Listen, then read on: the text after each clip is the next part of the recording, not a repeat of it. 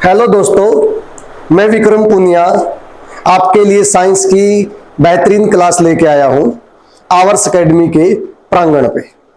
तो आज हम जो क्लास कर रहे हैं वहां पे हम क्या करेंगे, साइंस की हमारी सेकंड क्लास है। तो आज हम कुछ नए क्वेश्चन डिस्कस करेंगे। आपको बिल्कुल सिमिलर ऐसे के ऐसे ही क्वेश्चन पेपर में देखने को मिलेंगे। चलो दोस्तों, हम करते हैं आज पहला क्वेश्चन स्टार्ट करते हैं। तो ये रहा आपका पहला क्वेश्चन। तो पहला क्वेश्चन में क्या बताया गया है? पहला क्वेश्चन में बताया गया है the SI unit of mass is. द्रव्यमान की एसआई इकाई क्या है? तो द्रव्यमान की एसआई इकाई क्या होती है आपकी? तो द्रव्यमान की एसआई इकाई होती है दोस्तों किलोग्राम। क्या होती है आपकी? किलोग्राम। तो द्रव्यमान को मापने के लिए हम किस मात्रक का, एसआई मात्रक कौन होता है, उसे बोलते हैं आप किलोग्राम। क्या बोलते हैं? केजी। क्या बोलते हैं आप? केजी। तो एक केजी में कितने ग्राम होते हैं दोस्तों? 1000 ग्राम। कितने होते हैं? 1000 ग्राम होते हैं। तो यहां पे हमारा पहला क्वेश्चन था। तो पहला क्वेश्चन था कि the SI unit of mass. तो मास की जो एसआई यूनिट है वो क्या होगी? द्रव्यमान की एसआई इकाई क्या होगी? तो वो क्या होगी आपकी? किलोग्राम। क्या होगी आपकी? किलोग्राम। नेक्स्ट क्वेश्चन है आपके सामने। नेक्स्ट क्वेश्चन ये आपके सामने। नेक्स्ट क्वेश्चन क्या बता रहा है आपको? सेकंड क्वेश्चन है आपका, which is the best conductor of heat from the flowing. निम्नलिखित में से कौन सा उष्मा का सबसे अच्छा चालक होता है? तो हमें पता है कि विद्युत और उष्मा की धातुएं होती हैं वो अच्छी चालक होती है। Metal are good conductor of electricity. तो कौन सी मेटल आपकी जो सबसे अच्छी चालक होती है? उस मेटल का नाम है आपका सिल्वर। क्या नाम है उसका? सिल्वर। चांदी। क्या नाम है उसका? चांदी। तो चांदी है जो आपकी सबसे ज्यादा होती है आपकी चांदी। चांदी के बाद कौन होती है आपकी? चांदी सबसे ज्यादा, फिर कॉपर, और फिर कौन होती है आपकी? गोल्ड। कौन होती है आपकी? गोल्ड। तो सबसे अच्छी जो आपकी उष्मा की चालक होती है वो कौन होती है आपकी? चांदी। कौन होती है आपकी? चांदी। आगे वाला जो नेक्स्ट क्वेश्चन है दोस्तों हमारे सामने, तो तीसरा क्वेश्चन आपके सामने क्या है? तीसरा क्वेश्चन से पहले मैं आपको बताना चाहता हूं, आवर्स एकेडमी आपके लिए स्पेशल बैच शुरू कर रही है। तो कौन कौन से बैच आवर्स एकेडमी आज के दिन शुरू कर रही है? तो आपके लिए हरियाणा पुलिस का स्पेशल बैच शुरू किया जा रहा है। दूसरा, आपके लिए सीईटी मैन का जो वीएलडी है उसका स्पेशल बैच शुरू किया जा रहा है। आवर्स एकेडमी ने सीईटी मैन ग्रुप सी और ग्रुप डी के लिए भी स्पेशल बैच शुरू किया है। मंडी सुपरवाइजर, कलरक, ग्राम सचिव, केनाल पटवारी, इनके लिए भी आवर्स एकेडमी ने क्या किया? नया बैच शुरू किया है। और आवर्स एकेडमी ने टीचरों के लिए एचटेट का बिल्कुल स्पेशल और न्यू बैच शुरू किया है। आवर्स एकेडमी ने साथ में क्या शुरू किया है दोस्तों? एचएसएससी ग्रुप डी के लिए स्पेशल आपका एक नया बैच शुरू किया है। तो ज्यादा से ज्यादा बच्चे आवर्स एकेडमी में विजिट करें। तो ये है दोस्तों हमारा नेक्स्ट क्वेश्चन। तो नेक्स्ट क्वेश्चन क्या बोलता है आपको? नेक्स्ट क्वेश्चन बताता है the chemical formula of cryolite. तो क्रायोलाइट का जो केमिकल फॉर्मूला होगा, क्रायोलाइट किसका एसक होता है, किसका और होता है? आपका एल्यूमिनियम का और होता है। और उसका केमिकल फॉर्मूला क्या होता है? Na3AlF6। क्या होता है? Na3AlF6। तो Na3AlF6 कौन सा ऑप्शन आपका ठीक है? Option number 2। ऑप्शन नंबर कौन सा आपका ठीक है? 2 नंबर ऑप्शन आपका क्या है? बिल्कुल ठीक है। नेक्स्ट क्वेश्चन है जो आपके सामने,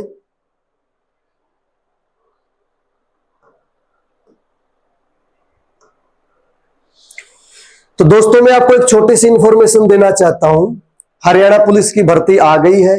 अगर आपका पुलिस में अच्छी नौकरी पाने का सपना है तो आप आवर्स एकेडमी के साथ जुड़े। और आवर्स एकेडमी ने बिल्कुल एक नया बैच स्टार्ट किया है।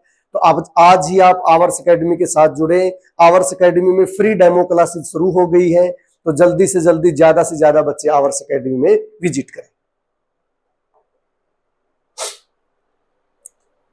तो नेक्स्ट क्वेश्चन है हमारे सामने। नेक्स्ट क्वेश्चन क्या बताया है हमारे सामने? क्या बोल रहा है? The normal temperature of human body.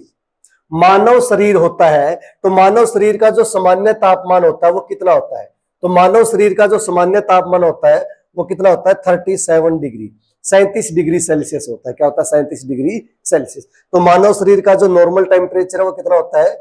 37 degree Celsius. कितना होगा दोस्तों? 37 डिग्री सेल्सियस।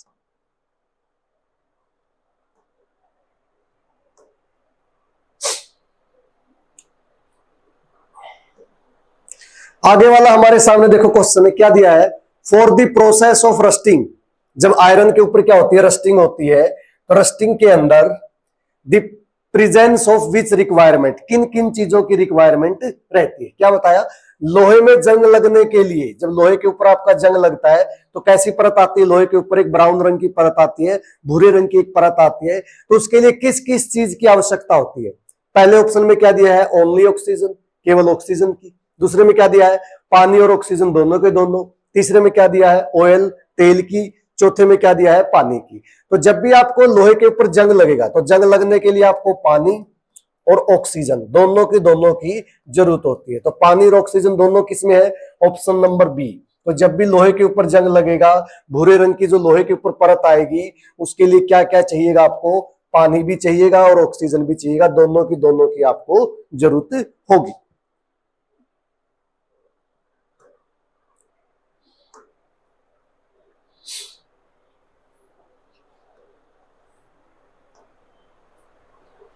ये और एक और आपके सामने बहुत अच्छा क्वेश्चन है। देखो क्वेश्चन क्या बोलता है। नेक्स्ट क्वेश्चन क्या बोलता है? Identify the non biodegradable item from the flowing, इनमें से कौन सा ऐसा आइटम है जो नॉन बायोडिग्रेडेबल है? निम्नलिखित में से कौन सी वस्तु जैव निम्नीकरण के लिए नहीं है? कौन सी बायोडिग्रेडेबल नहीं है? तो नोट, क्या लिखा है? Note, note biodegradable. कौन सा आपका? नोट बायोडिग्रेडेबल है। तो देखो नोट बायोडिग्रेडेबल में कौन कौन सा? देखो लकड़ी है, ये भी गलत हो गया। ऊन के कपड़े हैं, ये भी गलत हो गया। कागज है, ये भी गलत हो गया। तो कौन सा आपका? टीन का डिब्बा। क्या आपका? टीन। तो टीन की जो कैन होती है वो नॉट बायोडिग्रेडेबल है, उनको हम बायोडिग्रेडेबल नहीं कर सकते। तो बायोडिग्रेडेबल कौन सी होती है? बायोडिग्रेडेबल वो वस्तुएं होती हैं, वो ऑब्जेक्ट होते हैं जिनको हम क्या करते हैं? जो बैक्टीरिया डिकम्पोज कर देते हैं। बैक्टीरिया जीवाणुओं के द्वारा उनका क्या किया जा सकता है? अपघटन करवाया जा सकता है। लेकिन जो टीन की जो कैन है उसका जीवाणुओं के द्वारा अपघटन नहीं करवाया जा सकता।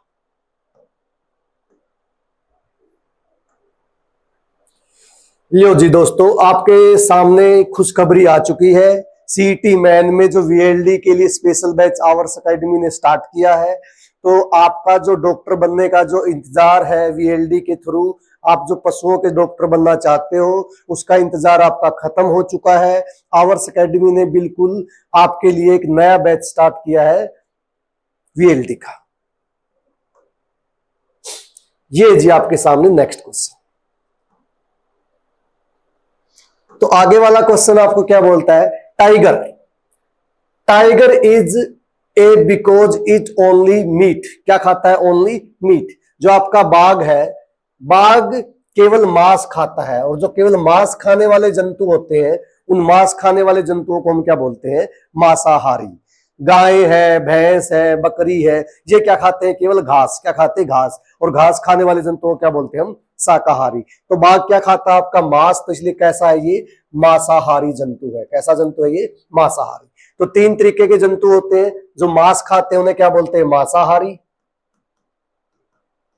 जो सर्वहारी क्या होते हैं? मांस भी खाते हैं और क्या खाते हैं? घास भी खाते हैं। और जो शाकाहारी होते हैं वो केवल क्या खाते हैं? घास। क्या खाते हैं? केवल घास।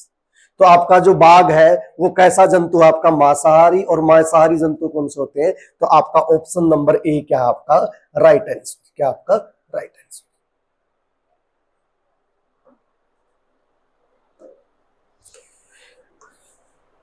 लो जी, एक और क्वेश्चन आया आपके सामने, बहुत अच्छा क्वेश्चन है। क्वेश्चन क्या बोलता है आपको? क्वेश्चन बताता है आपको, advance sunrise and delay sunset is because of the phenomena. सूर्य उदय से पूर्व का जो आभास और सूर्य अस्त के जो बाद का जो आभास होता है, निम्नलिखित में से किसके कारण होता है? निम्नलिखित में से किसके कारण होता है? तो किसके कारण होता है? पहला ऑप्शन दिया गया है प्रकाश का वायुमंडलीय अपवर्तन। दूसरा ऑप्शन दिया गया पूर्ण आंतरिक परावर्तन। तीसरा ऑप्शन दिया गया प्रकाश का वायुमंडलीय परावर्तन। और चौथा ऑप्शन दिया गया है प्रकाश का परिकिरण टिंडल प्रभाव। पहला ऑप्शन क्या दिया गया? Atmospheric refraction of light. Second option क्या दिया गया? Total internal reflection. Third option क्या दिया गया, एटमॉस्फेरिक रिफ्लेक्शन ऑफ लाइट, और फोर्थ ऑप्शन क्या दिया आपका, स्कैटरिंग ऑफ लाइट और टिंडल इफेक्ट। तो आपका जो सनराइज और सनसेट का जो फिनोमिना होता है वो किसके कारण होता है, प्रकाश का वायुमंडलीय अपवर्तन के कारण। किसके कारण होता है, प्रकाश के वायुमंडलीय अपवर्तन के कारण सनराइज और सनसेट डिले हो जाता है, 2 मिनट पहले और 2 मिनट बाद में दिखाई देता है। क्यों दिखाई देता है, प्रकाश का वायुमंडलीय अपवर्तन के कारण।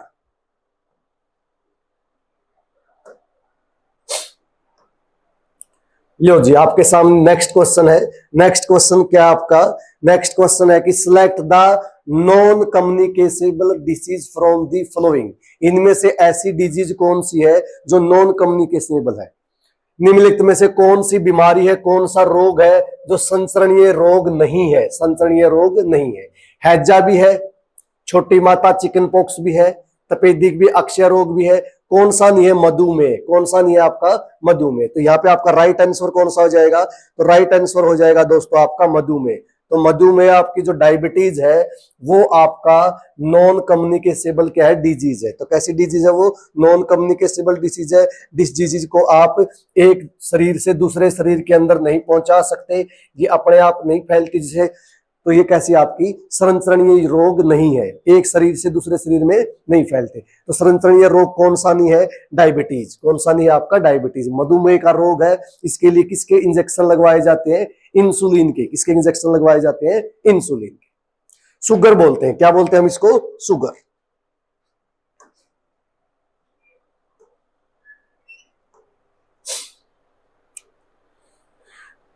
यो जी, सुप्रीम कोर्ट के आदेश के अनुसार अब जो भी शिक्षक बनेगा तो उसे क्या करना पड़ेगा, टेट क्वालिफाई करना पड़ेगा।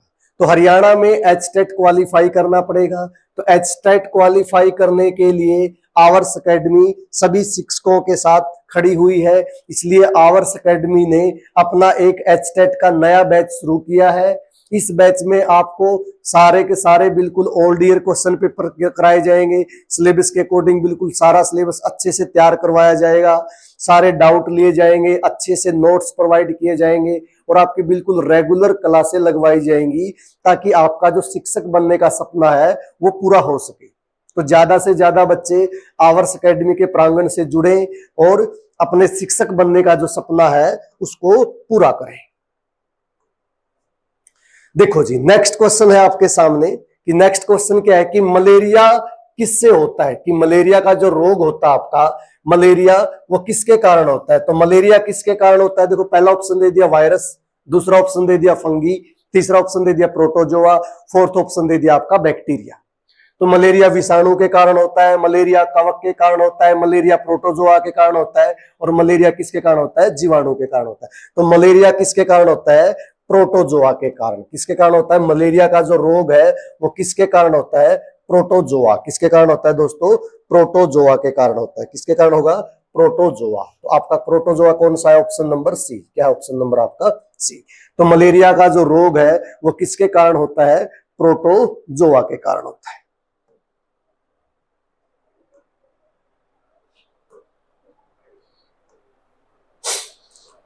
नेक्स्ट क्वेश्चन है आपके सामने,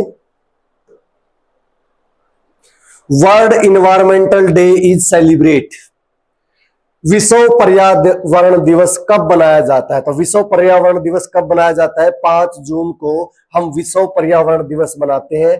पर्यावरण क्या होता है, हमारे आसपास का जो आवरण होता है उसे हम क्या बोलते हैं, पर्यावरण कहते हैं। तो जो पर्यावरण है हमारा कैसा रहना चाहिए, बहुत अच्छा ग्रीन, हमें ज्यादा से ज्यादा पेड़ पौधे लगाने चाहिए, पर्यावरण को बिल्कुल संतुलन बना के रखना चाहिए, प्रदूषणों को नहीं फैलाना चाहिए। तो पर्यावरण का जो दिवस होता है वो कितने तारीख को बनाया जाता है, 5 जून। कितने को बनाया जाएगा, 5 जून को बनाया जाएगा। आगे का जो आपका क्वेश्चन है दोस्तों आपके सामने है कि पृथ्वी के चारों ओर स्थित परत, पृथ्वी के चारों ओर की जो परत है उस परत को हम क्या बोलते हैं, the earth is surrounding by a layer of gas. Earth है जो एक गैसों के आवरण से घिरी हुई है, तो उस गैस के आवरण को क्या बोलते हैं? तो वायु, पृथ्वी के चारों ओर जो वायु की जो गैसों का आवरण है उसे हम बोलते हैं वायुमंडल। क्या बोलते हैं उसको हम? वायुमंडल। और वायुमंडल कौन से बोलते हैं? एटमोस्फियर। क्या बोलते हैं? एटमोस्फियर। तो एटमोस्फियर में कौन कौन सी हवा होती है? कौन सी हवा होती है? वायु होती है। और वो कितने कितने परसेंट होती है? तो सबसे पहले लिखेंगे अपन नाइट्रोजन। तो नाइट्रोजन गैस कितने परसेंट होती है? 78%। ऑक्सीजन गैस कितने परसेंट होती है? 21%। और कार्बन डाइऑक्साइड गैस कितने प्रतिशत होती है? 0.03%। तो पृथ्वी के चारों तरफ जो वायु का एक आवरण बना हुआ है, हमारे चारों तरफ जो वायु का जो आवरण बना हुआ है, उस आवरण को हम क्या बोलते हैं? वायुमंडल। क्या बोलते हैं? वायुमंडल। लियो जी दोस्तों, आगे का क्वेश्चन है आपके सामने। तो दोस्तों एक छोटी सी बात और मैं आपको बता देता हूं कि हरियाणा सीईटी मेन के लिए ग्रुप सी और ग्रुप डी के लिए आवर्स एकेडमी ने बिल्कुल नया और स्पेशल बैच शुरू किया है। तो जिन बच्चों को ग्रुप सी और डी की अच्छे से तैयारी करनी है, या जो उनकी पिछले पेपर जब उन्होंने दिया है उसमें जो भी कमजोरी रह गई है, उनके अच्छे नंबर नहीं बन पाए हैं, तो आवर्स एकेडमी ने आपके लिए बिल्कुल एक नया बैच शुरू किया है ग्रुप सी और ग्रुप डी का। लो जी, आगे है आपके सामने क्वेश्चन। अगला क्वेश्चन आपको क्या बोलता है? तो ये जी आपका नेक्स्ट क्वेश्चन। नेक्स्ट क्वेश्चन क्या है? Dalton atomic theory. डाल्टन की जो एटॉमिक थ्योरी थी वो सक्सेसफुली एक्सप्लेन करती है। किन किन बातों को एक्सप्लेन करती है? Law of conservation of mass, law of constant proportion, law of radio activity, law of multiple proportion. तो डाल्टन का जो परमाणु सिद्धांत है वो सफलतापूर्वक समझाता है द्रव्यमान संरक्षण के नियम को, शिथिल अनुपात के नियम को, रेडियो सक्रियता का नियम को, और गुणित अनुपात का नियम को। तो लॉ ऑफ, जो डाल्टन की जो एटॉमिक थ्योरी थी, law of conservation of mass को बताता है, लॉ ऑफ कांस्टेंट प्रोपोर्शन को बताता है, और लॉ ऑफ मल्टीपल प्रोपोर्शन को बताता था। किस लॉ को नहीं बताता? Law of radio activity. किसको नहीं बताता? Law of radio. देखो पहले ऑप्शन में भी क्या है? सी है, तो ये भी गलत हो गया। दूसरे ऑप्शन में भी देखो सी है, तो ये भी गलत हो गया। चौथे ऑप्शन में भी देखो सी है, तो ये भी गलत हो गया। तो आपका राइट आंसर कौन सा है? Option number C. तो आपका उत्तर क्या जाएगा? Option number C. तो डाल्टन की जो थ्योरी थी वो किन किन लॉ के ऊपर बेस्ड थी? Law of conservation of mass, law of constant proportion, law of multiple proportion. Dalton का जो परमाणु सिद्धांत था वो किस किस पर निर्भर करता है? द्रव्यमान संरक्षण के नियम पर निर्भर करता है, शिथिल अनुपात के नियम पर निर्भर करता है, और गणित अनुपात के नियम पर भी निर्भर करता है। ये क्या थी डाल्टन की थ्योरी के? इसे हम बोलते हैं लॉ ऑफ कॉम्बिनेशन। क्या बोलते हैं? Law of combination.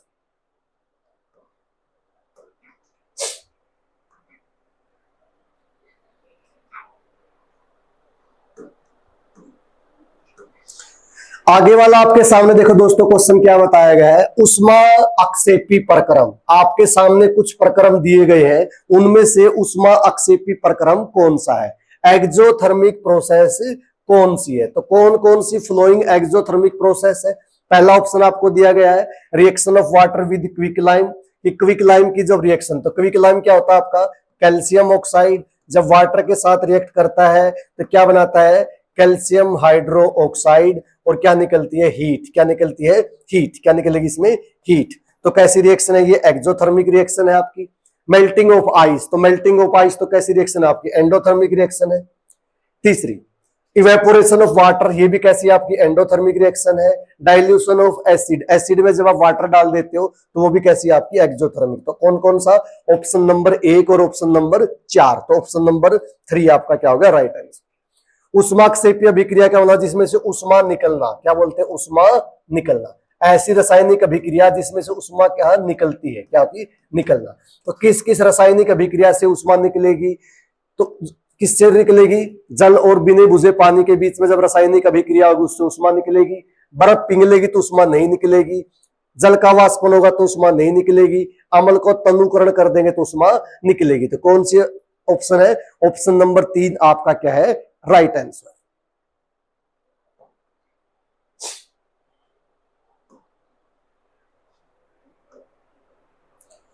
लो जी दोस्तों, आपके सामने एक और अच्छा सा क्वेश्चन आया हुआ है।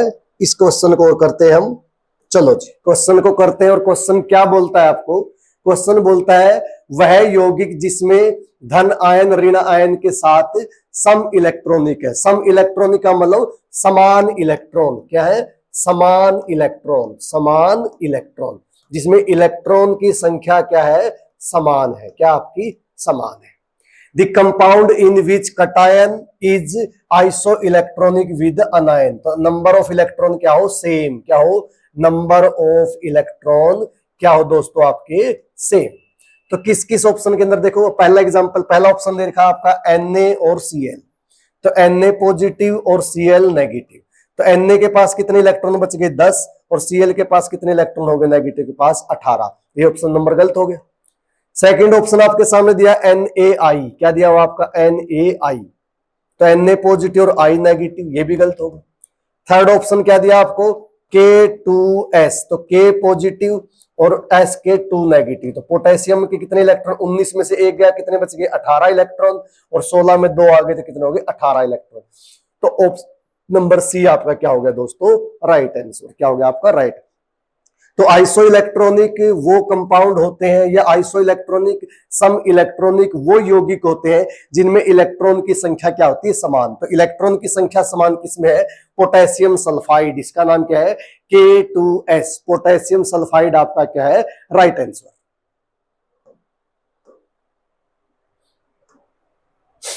लो जी, आपके सामने एक और बहुत ही बेहतरीन क्वेश्चन आया है। देखो जी, निम्नलिखित में से किसमें अधिकतम संख्या में अणु है? अणुओं की संख्या क्या बतानी? अधिक। क्या बतानी है आपको? अधिक। विच of the following contain maximum number of molecule? Maximum number of molecule किसमें है? तो मैक्सिमम नंबर ऑफ मोलिक्यूल निकालने का फॉर्मूला क्या है? एन नोट बाई ए।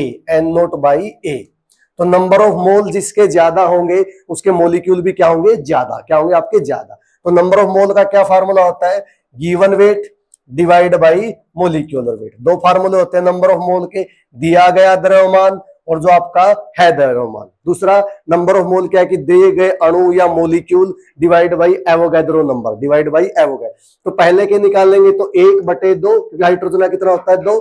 दूसरे का निकालेंगे तो 1/14 दूनी 28। तीसरे का निकालेंगे तो 1/44। और लास्ट का इसका निकालेंगे तो 1 कितना हो गया? 12×4 16। तो किसके नंबर ऑफ मोलिक्यूल क्या मिलेंगे ज्यादा आपको? तो सबसे ज्यादा आपको किसके दिखाई दे रहे हैं? हाइड्रोजन के हैं। तो नंबर ऑफ मोलिक्यूल क्या मिलेंगे दोस्तों आपको? सबसे ज्यादा किसके मिलेंगे आपको? हाइड्रोजन के सबसे ज्यादा आपको मोलिक्यूल मिलेंगे। तो ऑप्शन नंबर ए आपका क्या आ गया? Right answer. क्या आ गया आपका? Right answer. Option number A क्या आपका दोस्तों? राइट आंसर है।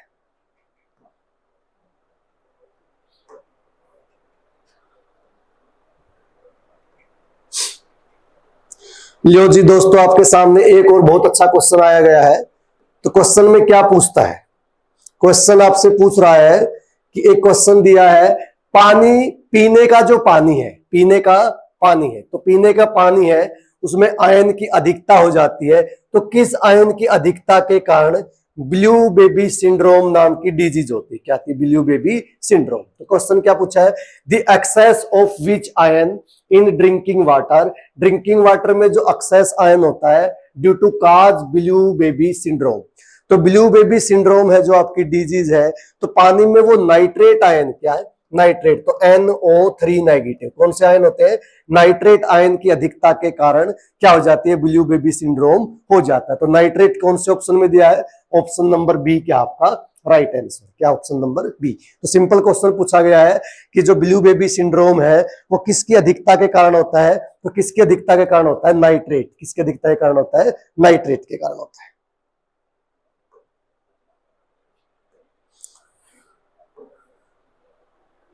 लियो जी, आवर्स एकेडमी आपके लिए सभी को अच्छे से तैयारी करने के लिए आवर्स एकेडमी सभी बच्चों के साथ खड़ी हुई है। तो आवर्स एकेडमी ने मंडी सुपरवाइजर, कलरक, ग्राम सचिव, केनाल पटवारी, इन सभी के लिए नया कोर्स लॉन्च किया है। तो ज्यादा से ज्यादा बच्चे आवर्स एकेडमी की जो अनुभवी टीम है, आवर्स एकेडमी ने लगातार 17 सालों से जो अपना जलवा हरियाणा प्रदेश में दिखाया है, तो आवर्स एकेडमी के साथ जुड़े। आवर्स एकेडमी ने बिल्कुल आपके लिए फ्री डेमो क्लासेस रखी है। आपको सारा सिलेबस अच्छे से बताया जाएगा, क्या क्या सिलेबस आएगा, अच्छे से क्लासें दी जाएंगी, आपको नोट्स प्रोवाइड किए जाएंगे, बिल्कुल टाइम पे आपके टेस्ट लिए जाएंगे। तो ज्यादा से ज्यादा बच्चे आवर्स एकेडमी की अनुभवी फैकल्टी के साथ जुड़े और ज्यादा से ज्यादा बच्चे आवर्स एकेडमी में विजिट करें।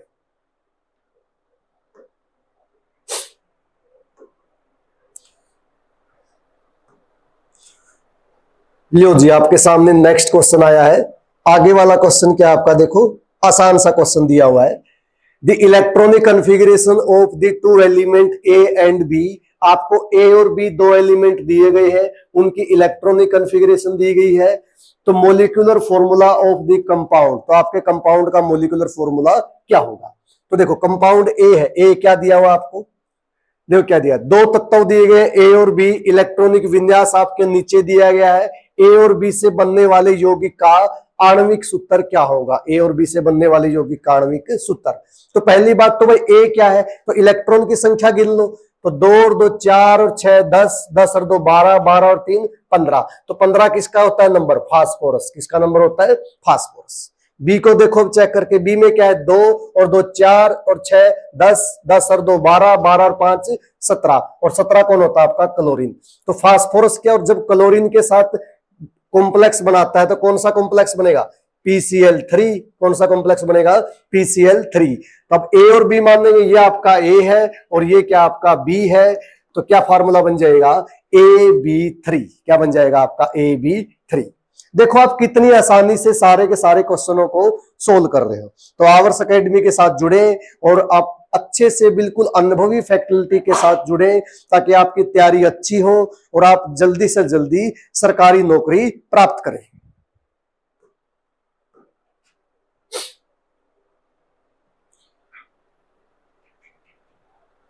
लो जी, आपके सामने अच्छा सा क्वेश्चन आया है।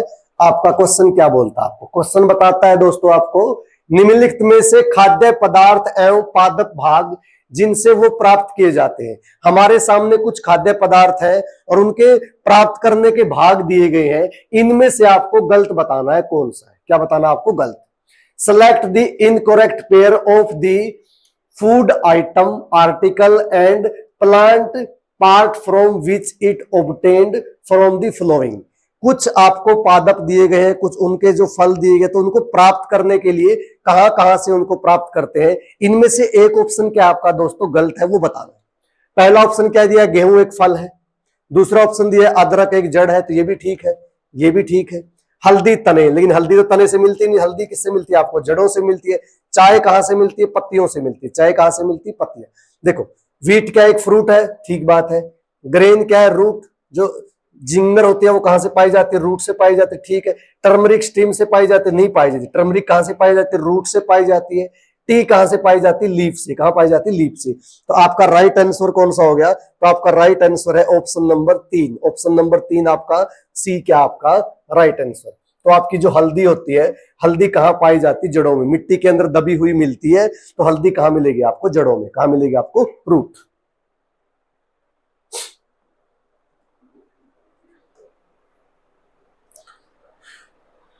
लो जी, आगे वाला क्वेश्चन है आपका भूकंप से, पृथ्वी से आया है, अर्थ से क्वेश्चन आया है। तो क्या क्वेश्चन बोलता है? भूकंप पैदा करने के लिए जिम्मेदार पृथ्वी का भाग है। जब भूकंप पैदा होता है पृथ्वी के अंदर, जब भूकंप आता है तो उसके लिए पृथ्वी का कौन सा भाग जिम्मेदार होता है? क्वेश्चन क्या बोलता है आपको? The earth part responsible for causing earthquake. भूकंप के लिए कौन सा अर्थ की जो पहली परत होती है, जिसे हम क्या बोलते हैं? अर्थ क्रस्ट बोलते हैं। तो पृथ्वी के ऊपर भूकंप आने के लिए पृथ्वी का जो पृष्ठीय भाग होता है वो क्या होता है आपका? रिस्पॉन्सिबल। क्या होता है? रिस्पॉन्सिबल। तो पृथ्वी के जो ऊपर की जो परत होती है, पृष्ठीय भाग होता है, उसमें क्या आने लग जाती है? हलचल आने लग जाती है, जिसके कारण क्या आ जाता है? भूकंप। और भूकंप को किस में मापा जाता है? रिएक्टर। किस में मापा जाता है? रिएक्टर। तो अपने जो भारत में जो भूकंप आया था, सबसे अच्छा और बड़ा भूकंप, जो सबसे घातक भूकंप हम बोलते हैं, वो गुजरात में आया था। कहां पे आया था? गुजरात के अंदर।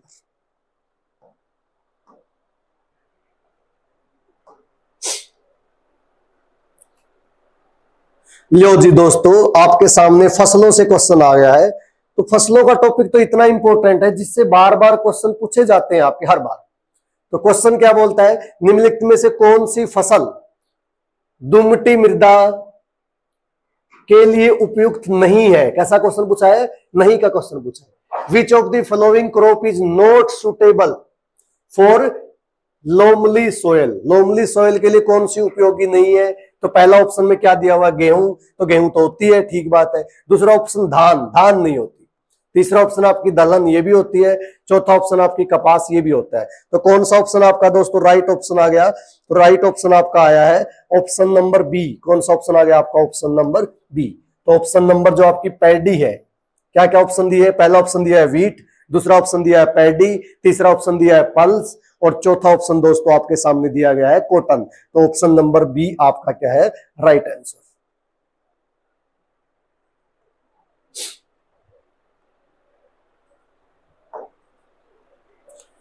लो जी, आपकी सोलर सिस्टम से भी क्वेश्चन आ गया। लो जी, सोलर सिस्टम वाला क्वेश्चन दोस्तों आपको क्या बोलता है, निम्नलिखित में से किस ग्रह के सबसे अधिक उपग्रह है। सबसे अधिक उपग्रह किस ग्रह के हैं। विच of the planet has the largest number of satellite. तो किस प्लेनेट के सबसे ज्यादा जो आपके, आज के दिन हम कितने ग्रह मानते हैं, आज के दिन हम मानते हैं 8। पहले कितने ग्रह होते थे, 9 ग्रह। तो जो आपका प्लेटो है वो 9वां ग्रह था, उसे छोटा ग्रह बोलते हैं, बोना ग्रह बोलते हैं। अब उसको हम ग्रह की उसमें नहीं रखते, इसलिए आज के दिन कितने ग्रह हैं, 8 ग्रह हैं। और 8 ग्रह में सबसे ज्यादा उपग्रह आपके किसके पाए जाते हैं, बृहस्पति के। किसके पाए जाते हैं, आपके बृहस्पति के। तो बृहस्पति के सबसे ज्यादा उपग्रह पाए जाते हैं। मंगल ग्रह के 2 उपग्रह पाए जाते हैं। शनि के चारों तरफ क्या होते हैं, छल्ले, क्या होते हैं, वलय, क्या होते हैं आपके, वलय होते हैं।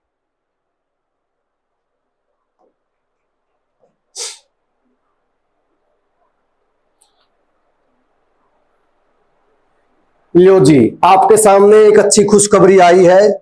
जैसे आप लोगों ने सबने सीईटी का पेपर दे दिया है, तो जिन बच्चों के सीईटी में अच्छे नंबर नहीं बने हैं उन बच्चों को निराश और हताश होने की कोई जरूरत नहीं है, क्योंकि आवर्स एकेडमी आपके साथ खड़ी है, आपको बिल्कुल बेहतरीन और जबरदस्त तैयारी करवाएगी। तो आवर्स एकेडमी ने एचएससी में ग्रुप डी के लिए बिल्कुल स्पेशल बेंच निकाला है, और आपको जो सारी चीजें हैं, अच्छे से नोट्स प्रोवाइड किए जाएंगे, रेगुलर टेस्ट लिए जाएंगे, रिवीजन करवाया जाएगा, आपके डाउट लिए जाएंगे, सारे के सारी आपको बिल्कुल आवर्स एकेडमी एक प्रॉपर अच्छा पैकेज बना के दे रही है। तो आवर्स एकेडमी ने, आप आवर्स एकेडमी पे भरोसा करें और आवर्स एकेडमी विजिट करें, और एचएसएससी ग्रुप डी का बिल्कुल नया और ताजा बैच हमने क्या किया है, स्टार्ट किया है। लो जी, आपके सामने आगे वाला क्वेश्चन है फसल से। तो क्रॉप से बहुत बार क्वेश्चन पूछा जाता है आपका। तो क्वेश्चन क्या पूछा गया आपके सामने, क्वेश्चन बताता है निम्नलिखित में से कौन सी मुख्यतः रबी फसल की जो रबी की फसल नहीं है, क्या बताया गया है, नहीं है। Which of the following note chiefly rabi crop. कैसी क्रॉप नहीं है, रबी की क्रॉप नहीं है। तो इनमें से कौन सी क्रॉप है जो रबी की क्रॉप नहीं है। तो कौन सी क्रॉप है बताओ, रबी की फसल नहीं है आपकी। देखो, मूंगफली ही नहीं है, पहला ऑप्शन ही ठीक है। चना भी है, तो पहला ऑप्शन ही क्या आपका राइट आंसर। तो मूंगफली कैसी आपकी खरीफ की फसल होती है, और खरीफ की फसल है जो इस समय हम, जिस समय हम क्लास ले रहे हैं, इस समय वो क्या है, अब कटाई के तौर पे अब उनको मिट्टी से बाहर निकाला जाएगा। तो मूंगफली कैसी फसल आपकी, खरीफ की फसल। कैसी फसल आपकी ये, खरीफ की फसल होती है। तो कौन कौन सी फसलें हैं जो रबी की फसल है, सीधा क्वेश्चन पूछ लेता हूं। रबी की फसल चना है, मटर है, सरसों है। ये सारी की सारी फसलें किसकी, रबी की है। और एक फसल और बता देता हूं, गेहूं है जो वीट है, वो भी किसकी फसल होती है, आपकी रबी की फसल। तो ऑप्शन कौन सा आ गया, ऑप्शन नंबर ए क्या आपका राइट आंसर।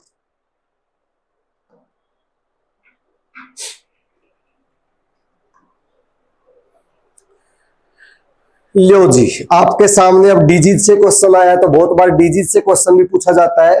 तो क्वेश्चन बताता है आपको कौन सी ग्रंथि आपकी मियोबियन ग्रंथि पाई जाती है। तो मियोबियन ग्रंथि आपकी, जो मियोबियन ग्लैंड है वो कहां पाई जाती है, आपकी मियोबियन ग्लैंड कहां पाई जाएगी आपकी, आईलेस, किसमें पाई जाएगी? आईलेस। जो आपके जो पलकें होती हैं तो आई लेंस होता है, वहां पे कौन सी ग्रंथि पाई जाती है? आपकी मियोबियन। कौन सी ग्रंथि पाई जाएगी आपको? मियोबियन ग्रंथि आपकी कहां होती है? आंख में। कहां होती है? आपकी आंख के अंदर होती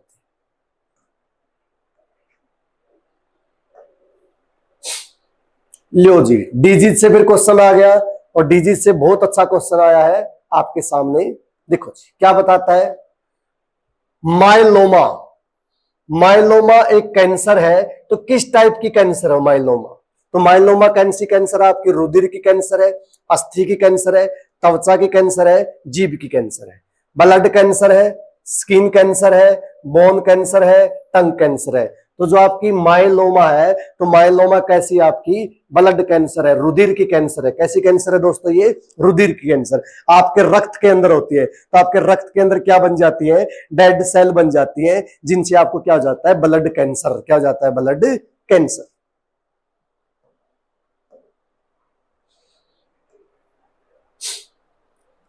लो जी, वनों से क्वेश्चन भी आ गया। वनों से बहुत बार क्वेश्चन आता है, पर्यावरण से क्वेश्चन बहुत आते हैं पेपर में आपके। तो क्वेश्चन क्या पूछा है आपसे? वनों उन्मूलन, वनों उन्मूलन के फलस्वरूप नहीं होता। नोट का क्वेश्चन है। किसका क्वेश्चन है? Note. Deforestation does not result, deforestation के कारण ये चीजें नहीं होती। तो क्या क्या बताया गया है? देखो, डिक्रीज इन रेनफॉल, तो रेनफॉल तो होता है। इंक्रीज इन सोइल इरोजन, तो सोइल इरोजन भी होता है। Increase in ground water level, ये गलत है। तो ये नोट का क्वेश्चन आपका। और इंक्रीज इन अर्थ टेम्परेचर, तो अर्थ टेम्परेचर भी बढ़ता है। तो कौन सा ऑप्शन आ गया आपका? Option number C. Option number कौन सा आ गया आपका? सी। क्या बताता है?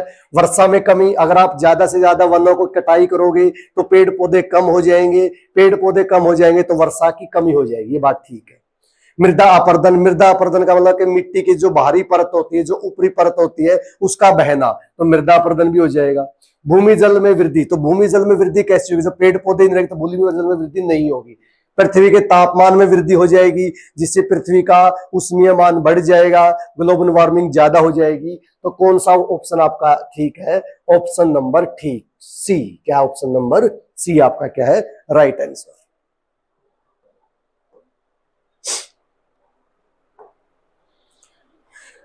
लो जी, आपके सामने अब धातु है। धातु से मेटल और नॉन मेटल से बहुत ही अच्छा क्वेश्चन लेके आए हैं। तो मेटल नॉन मेटल का क्वेश्चन कैसा है आपका? मैच करना है। क्या करना है आपको? मैच। तो पहले आपको लिस्ट 1 और लिस्ट 2 दी गई है, जो आपस में क्या करनी है आपको? मैच। क्या करनी है आपको? मैच। तो देखो यहाँ पे क्या दिया? पहला ब्रास, तो ब्रास किस किस में होती है बताओ? तो ब्रास में कौन कौन सी होती है? कॉपर और जिंक। कौन कौन सी होती है? कॉपर और जिंक। ब्रॉन्ज में कौन कौन सी होती है आपकी? कॉपर और टीन। कौन कौन सी होती है? कॉपर और टीन। ड्यूरा एल्यूमिनियम में कौन कौन सी होती है?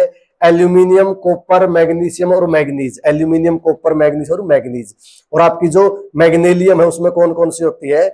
आपकी एल्यूमिनियम और मैग्नीशियम। देखो, ए के साथ कौन जुड़ा है? 4। तो ए के साथ 4 कहां जुड़ा है? इसमें और इसमें जुड़ा है। ये भी गलत हो गया, ये भी गलत हो गया। दूसरा देखो, बी के साथ कौन जुड़ा है? ए, तो बी के साथ ए दोनों में जुड़ा हुआ है। सी के साथ कौन जुड़ा हुआ है? सी के साथ ऑप्शन नंबर बी जुड़ा हुआ है। तो सी के साथ ऑप्शन नंबर बी, ये हो गया। देखो, अब डी के साथ कौन जुड़ा हुआ है? डी के साथ आपका सी जुड़ा हुआ, तो डी के साथ सी जुड़ा, तो ऑप्शन नंबर सी बी आपका क्या हो गया दोस्तों? Right answer. तो ऑप्शन नंबर बी आपका क्या हो गया दोस्तों? Right answer. कैसे कैसे बताओगे? देखो, जो पीतल है तो पीतल में कौन कौन सी होती है? कॉपर और जिंक होती है। कांसा, कांसा में क्या क्या होती है? कॉपर और टीन होती है। ड्यूरा एल्यूमिनियम में कौन कौन सी होती है? एल्यूमिनियम, कॉपर, मैग्नीज और मैग्नीशियम होती है। और मैग्नीलियम में कौन कौन सी होती है? मैग्नीशियम और एल्यूमिनियम। कौन सी होती है? मैग्नीशियम और एल्यूमिनियम होती है।